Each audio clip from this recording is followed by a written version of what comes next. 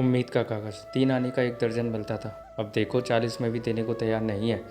50 रुपये 1 दर्जन केले का मांगता है। एक पित्ता का केला आता था।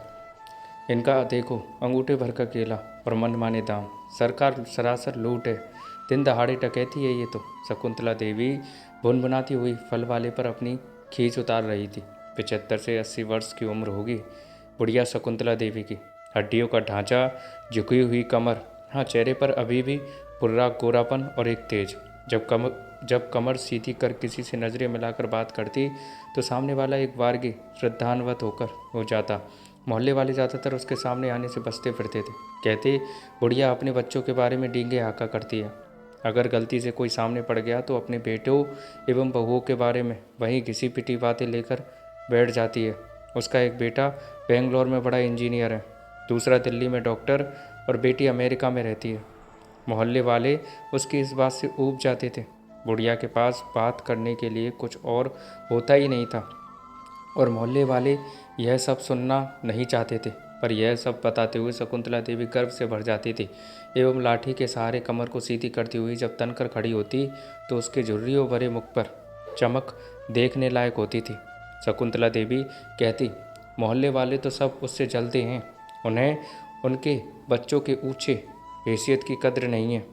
बाहर लोगों को पकड़ पकड़ कर अपने बच्चों के बारे में बताने वाली शकुंतला देवी जब घर पहुंचती तो खुद को जंग लगे टिन के खाली डिब्बे सा महसूस करती। 1200 रुपये मासिक पारिवारिक पेंशन से उसका जीवन यापन मुश्किल से ही हो पाता था। ऊपर से इस उम्र में रोग बीमारी तो लगी ही रहती है।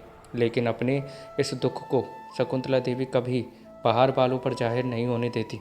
खुद तो चले गए, मुझे इन दीवारों के साथ अकेला छोड़ दिया।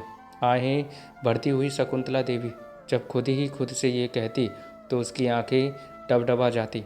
वैसे अच्छा हुआ जो यह घर बना दिया था। कम से कम ये दीवारें तो हैं उसके सुख दुख के साथी, लेकिन घर हो या शरीर, समय के साथ क्षय होना तो निश्चित ही है। ऊपर से बरसों से घर की न रंगाई पुताई हुई थी और ना ही मरम्मत। घर भी शकुंतला देवी की देही की तरह किसी भी वक्त ढहने के लिए तैयार था। बाहर अपने बच्चों के बारे में हुलस हुलस कर बोलने वाली बुढ़िया अंदर से कितना खोखला और एकाकी महसूस करती थी। जिन बच्चों को बहुत बड़े अरमान से पढ़ाया लिखाया, अच्छी परवरिश दी, बरसों से वे उसे देखने भी नहीं आए थे। जब उसके पति की मौत हुई तब छोटा बेटा आया था, वो भी दाह कर्म के चौथे दिन और दशकर्म के पूर्व ही यह कहते हुए चला गया कि इन फालतू की विधि विधानों के लिए अब उसके पास समय नहीं है। बड़ा बेटा और बेटी तो तब भी नहीं आए थे। बड़ी मुश्किल से शकुंतला देवी ने दूर के एक गरीब रिश्तेदार के बेटे को हाथ पैर जोड़कर उसी से श्राद्ध कर्म का विधि विधान कराया था। फिर भी बूढ़े मन को आशा थी कि उसके बच्चे एक दिन जरूर आएंगे। वह रोज ही उनका इंतजार करती।